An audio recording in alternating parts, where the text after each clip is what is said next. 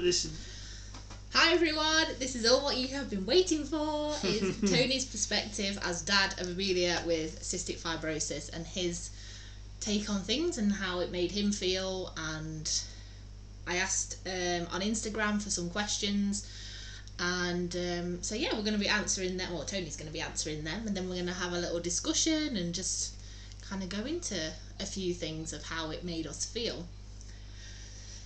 Okay? Go for it. Let's go. So, first question. Did you know what CF was?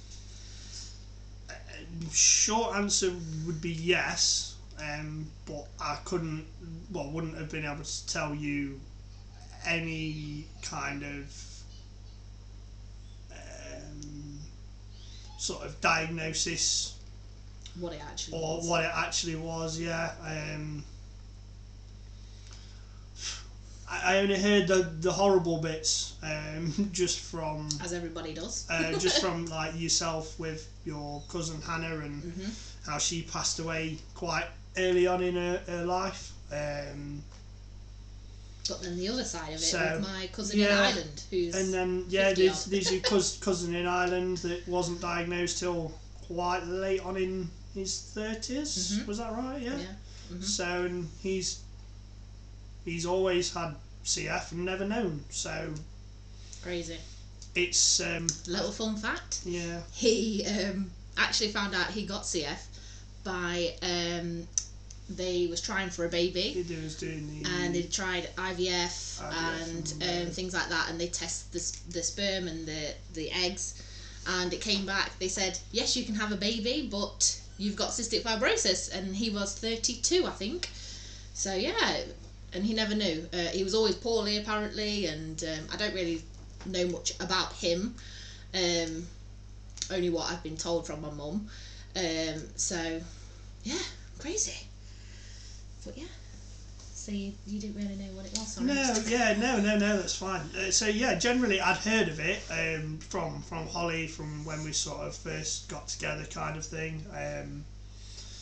But I again couldn't tell you what the diagnosis was. I couldn't tell you anything.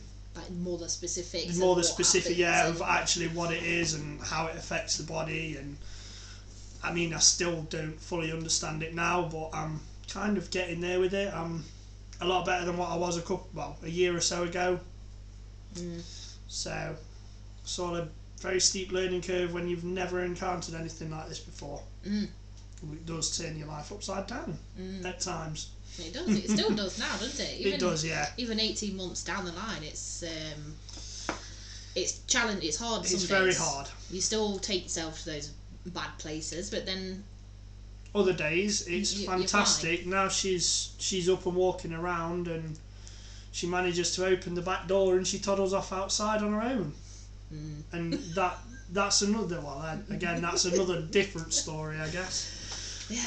That's just a whole different kettle of fish. It's like since she's been diagnosed, it's like we're like, oh, it'll be better when she's moving around, so it's better for physio. And then you think of the other things like, oh, but then we can't stop her when she's outside, and all of the environmental issues, bugs and bacteria and stuff. We've got some rotten furniture at the bottom of the garden, and sort of it was left out kind of over winter, and it's not been cleaned as of yet. So she toddles off down the bottom of the garden and tries to sit on it, and we sprint out of the house and stop her from climbing up things. It's so hard because she just wants to explore, and that's what you do for any kid.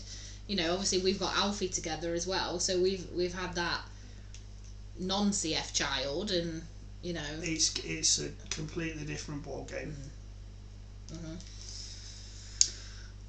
want me to go on the next question? Yeah, go for it. Next question. I think we've covered it. Did you feel that you had any support outside, e.g. friends and family? Us mums have obviously got Instagram and Facebook groups, but did you have anyone to talk to? Short answer, no. Again, the only sort of people that I had had any knowledge would have been obviously Holly, and just the consultant team over at Kings Mill. The first time that I was ever described anything about it was our consultant, Dr. Yanni, and like I've just said, I'm still learning. I'm still trying to figure things out. I'm still getting my head around stuff, and still ask questions when things come up. Yeah, well, it's just crazy because it constantly changes as well. So, like, we've been doing something with her Creon, and per 5 grams of fat is 2 scoops. And no doubt tomorrow I've just kind of got used to it by looking at all of the packets and everything. And she's got a clinic tomorrow, and no doubt it's probably going to change. So we're going to have to relearn everything all over again. As she gets older, it's like, and it's just, you think, okay, we can do this. We can do this, and then something changes, and then you're still doing the old thing, and you think a week later, uh-oh. Could be kids watching. Yeah, no, but going back to the question, no, I didn't really have anybody. I mentioned it to a couple of my friends, but it was like the blind leading the blind with regards to that, because they was asking you questions. It's typical bloke behaviour. That's sort of, they're there for you, but they don't understand what you're trying to get across because they're not in that situation themselves. That's probably the easiest way to describe that. But so it's like you can't even air your concerns or your emotions because they don't get it. No, yeah, it hard. It's not to say it's not hard for anybody, but when you sort of, at the time as well, when we found out about Amelia, I was doing a lot of long distance driving, so I was sat with my own thoughts quite a lot of the time, and that's never good. No.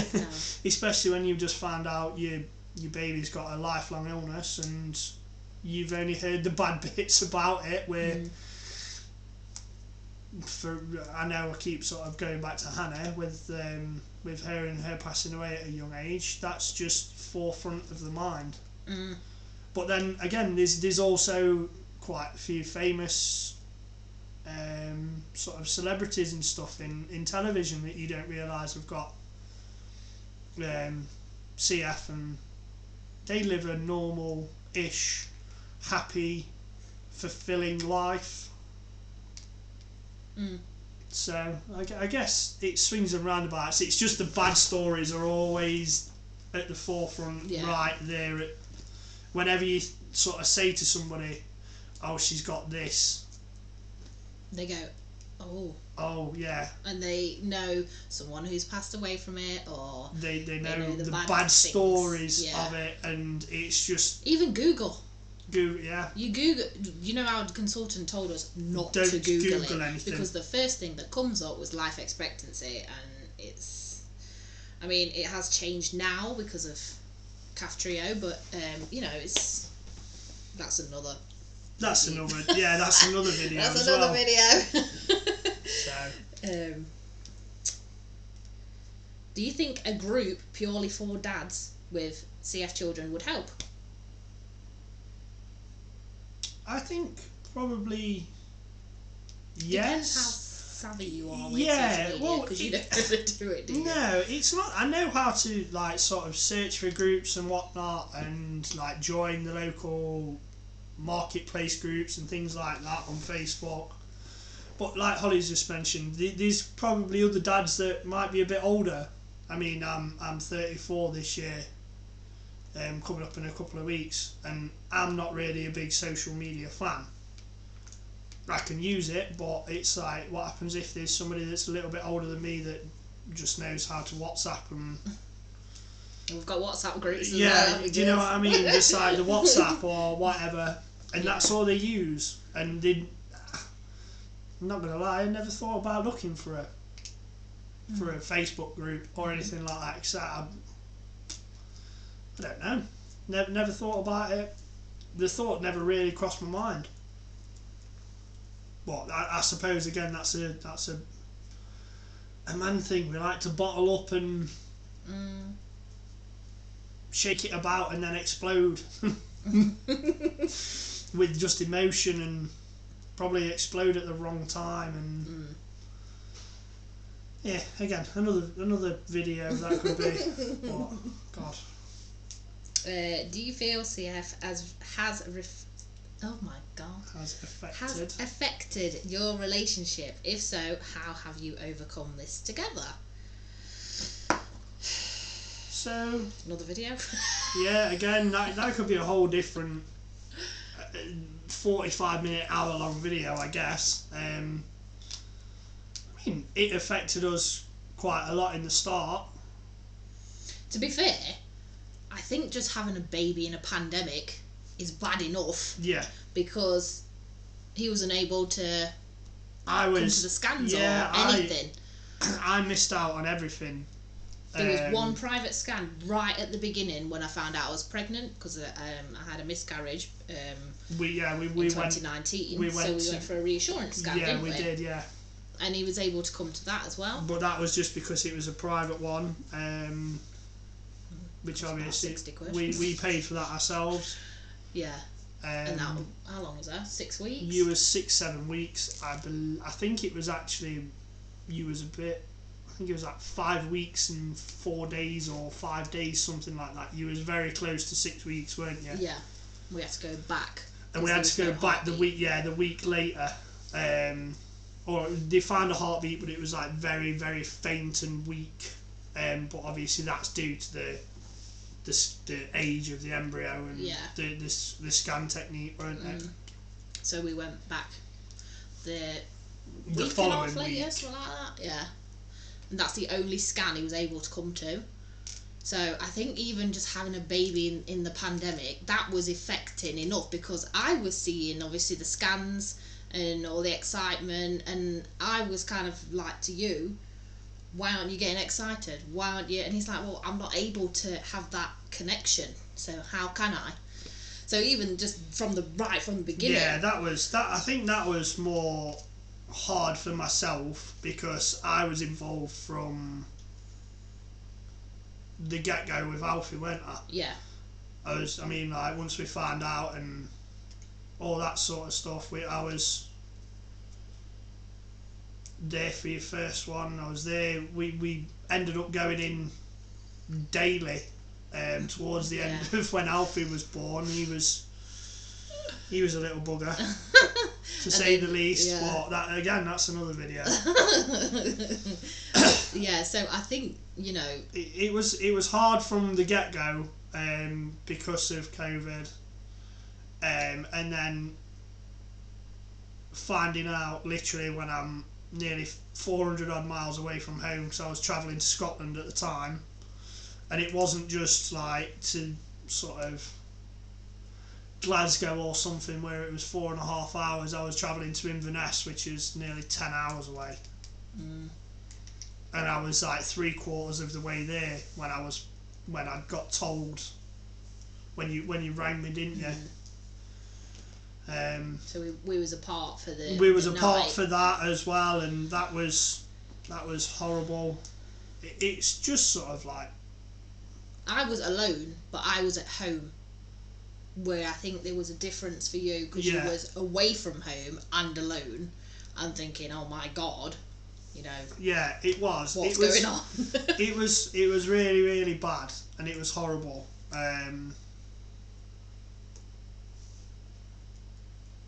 But I think we overcome that pretty quickly, because luckily my work were pretty good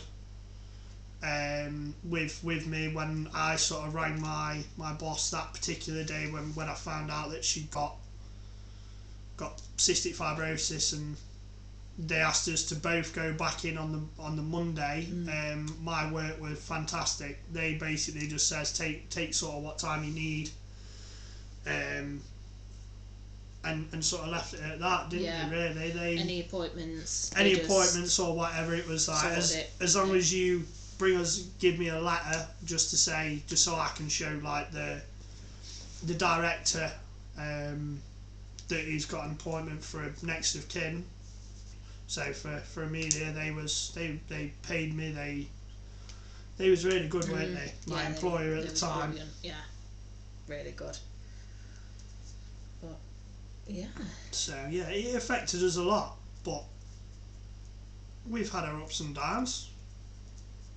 Even more probably downs than ups with it.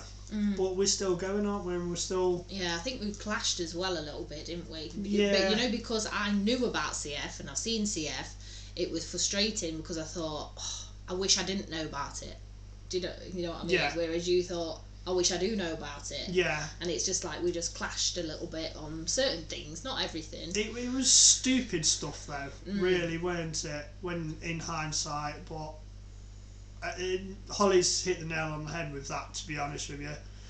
With like her saying she knows a little bit more about it than I do, so it's I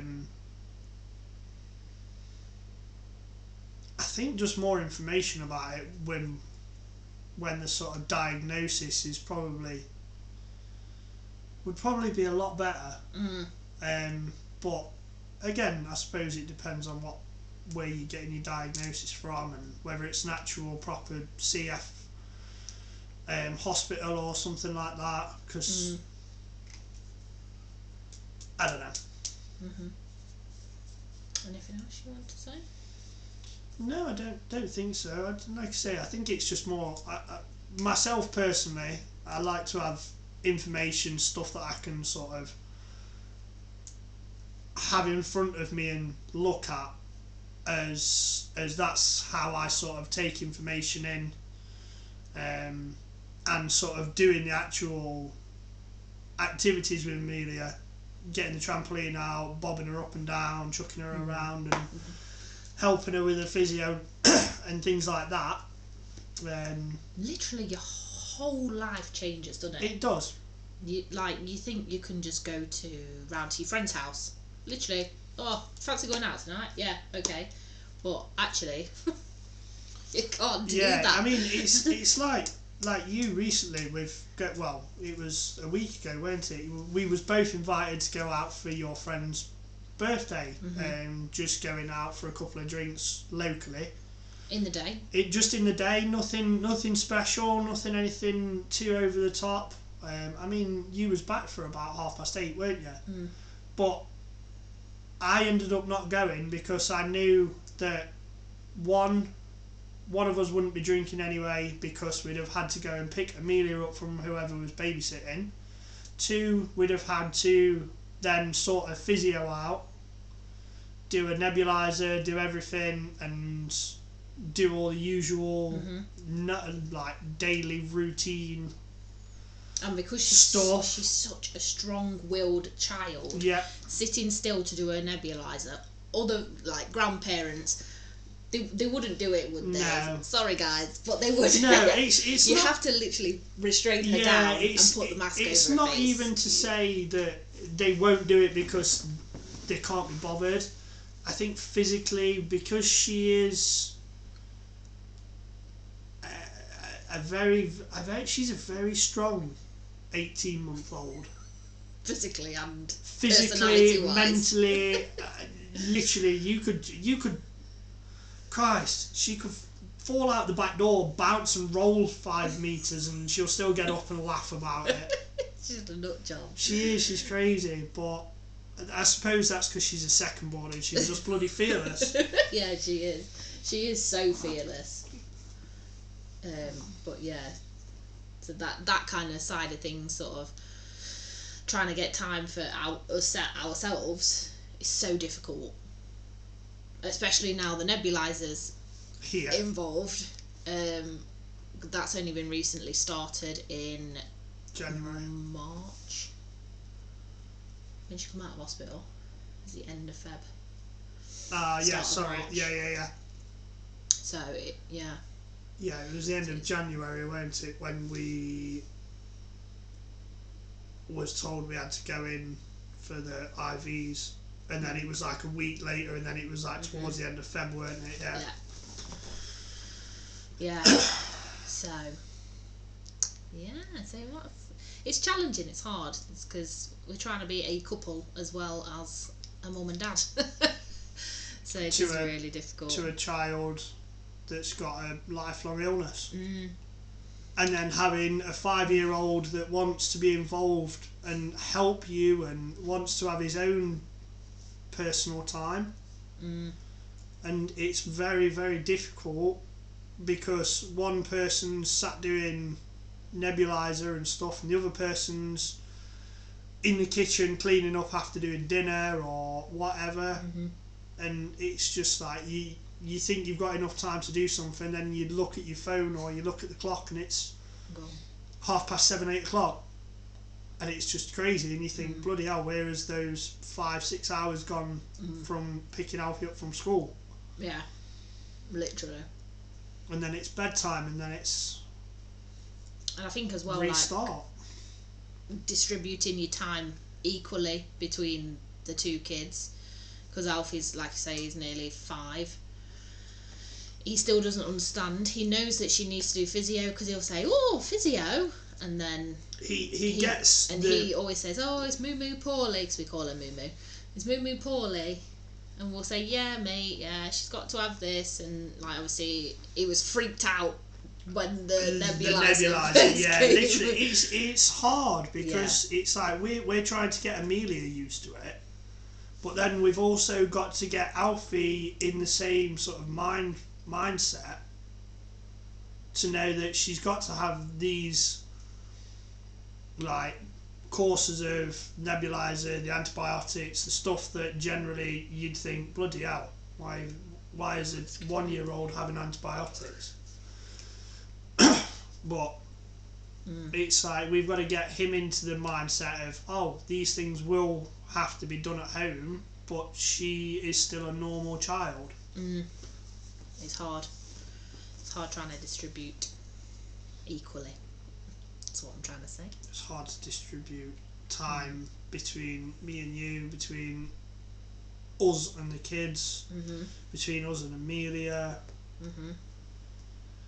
And it's kind of like... It never gets any easier. No, definitely not. So... Can you think of anything else? No, pardon me. Sorry. It's a non-alcoholic beer. Yeah, so... Well, I hope we didn't waffle on too much. I don't care if we did. But no, thank you for doing that. It's just been like really hard, I suppose, thinking about these things over again. But like I said, when I've been wanting to do this for months and months. But it's hard to bring up the emotion again, relive it all again, and then actually say what you've just said, and then process what you've just said and think, oh my God, like what have we been through? What do we go through every single day? You don't realise until you break it down. That's why I wanted to do this. You literally sit and you do something like this, and then like my mind's now sort of going across like, oh wow, we actually do put up with a lot of things on a daily basis. And sometimes you when you go and do something, you have to face it before you know how to handle it. Does that make sense? I think, yeah. So it's like, if like with her nebulizer, we knew what we needed to do, but it just seems to be getting harder every time we do it at the moment, isn't it? Yeah. Just because she don't want to sit still. She's just so strong-willed. She's 18-month-old, and I mean, Christ, 18-month-old that wants to bloody run around and pick things up and hide them from you and throw things down the toilet. Would you go on, carry on. But yeah, it's just like you've got to let her be a little girl, but we've also got to restrain her and get her to do these things that she don't particularly like doing. It breaks your heart though, as well, sometimes. Because you're putting her in that. Because you've got to physically hold her in that position, and you can just feel when she's getting, like, when she's crying and she's getting upset, and then she just goes into like such unconsolable baby, and then she just gets so strong, and then you physically like have to full on use all of your strength to hold her in that position for minutes at a time while she calms down a little bit and realises that, oh, it's not too bad. I'll just sit. I'll just sit and get on with it. And she does do that sometimes, where she'll just look at you and just go and plonk her bum like sort of where she sits, and then she'll stay there for the 10-15 minutes. Other days we can have it where we're stopping and starting the nebulizer every 30 seconds because she just wriggles. So that's sort of what you meant by that sort of comment, weren't it? It's like... And when we go out and about, you know, like facing stupid things like going shopping, for one, because no offence to people that go shopping, but everyone. You don't know whether somebody's clean, whether they've just sneezed and touched an item on the shelf, and because obviously you get quite close to the shelves with Amelia in the seat, she tries to grab everything. So you have to be very careful with that. We have to be very careful if we go and use like public toilets. We have to be careful if we even go to a play centre. Oh God, yeah, they're germ riddled. I mean, we the last time that I went to a play centre with you, we literally took a big pack of Dettol wipes and wiped everything before she used it, and you should have seen the looks that we was getting. But we have to do that. Yeah, and if they want to ask questions, they can ask me. I'm not bothered. We look like the overprotective parents, but it's not just for the fact of Amelia being a baby. It's because if she picks something up, that could be it. She could end up in hospital, and when you never know. And worse. And we'll say that. Exactly. So as a dad's perspective, is there any advice that you'd give? Ask questions. To? Whoever you can speak to. The hospital, right? So if you are in the situation where you have got no idea what it is, don't look on... I will say the CF Trust website though. Yeah, that is really probably look for an official channel, so i.e. the CF Trust, or if you are on Facebook, try and search for the CF Trust on there. And if you are savvy enough, you can always give them a message, and I am sure that somebody from wherever they are based, even if you just say to them, can you send me an email with some information about CF? Just leave your email address on a message, and I am certain that somebody will get back to you. I'm sure even if you left a phone number on there, that somebody will be in contact with you just to have a chat, just to see just to answer your questions, or if you're having a bad day and you just need to talk to somebody. I'm sure that's always an option, isn't it? Absolutely, yeah. So. And your CF teams have a psychologist, which we only met. I met her last month. You've for the first time. You've met her. I haven't. Yeah. But she always says, contact us if you've got any questions or you need a session or, anything at all. So... There is people there now that we know about them, but... And don't feel ashamed to reach out either. No, exactly. I mean, Holly's on Instagram. Have a plug. The Ratcliffe CF Journey. That's not what you meant there. So you can always reach out to us on that. I mean, I haven't got Instagram, but feel free send a message to Holly. If it's addressed to me, she'll show me and whatever, and I'll try and answer it as quickly as possible. It's okay. I thought I was Alfie coming downstairs. Yep, here he is. What's up? Oh, right. We'll sort something in a minute. So yeah, just kind of say, just don't. Just don't feel like you're alone. Don't feel like it's a burden, because I think that's how I felt through a lot of it. Oh, hello, mate. You all right? Yeah, I wanted to take a photo. We're not having a photo. No, it's not. It's a video, mate. It's a video. Yeah. So, but yeah, don't feel like it's a burden and you've got the whole weight of the situation on your shoulders. Just and talk to each other. Yeah, as just well. just literally communicate to your partner, and speak to any professional you can. I mean, like I say, just CF Trust. They seem to be fantastic. They always seem to. They do have people to. Yeah, they always seem like they're there. Yeah. So yeah, just give them a message or whatever, and I'm sure somebody will get back to you very promptly. Yeah. So just don't feel like you're alone. You've always got somebody to talk to, and somebody that will listen to you. Like I say, if you find me on Instagram, drop me a message. I can either pass on your number to Tony or vice versa to have a little chat if you want to. Yeah, exactly. So yeah. And again, that Instagram, the Ratcliffe CF journey. There's underscores between all of the words. So yes. Just 1 second. Let's write it down so people can see it.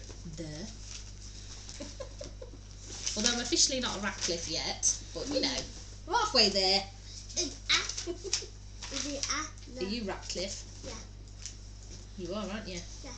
And you is Alpha Jack Ratcliffe. Underscore. Ratcliffes. With a S on the end. Underscore CF. Underscore journey. That's it. It's alright, he was so I know it's probably absolutely awful, but that is the Insta. There you go. I will I'll put the link on this anyway. Okay. Bye.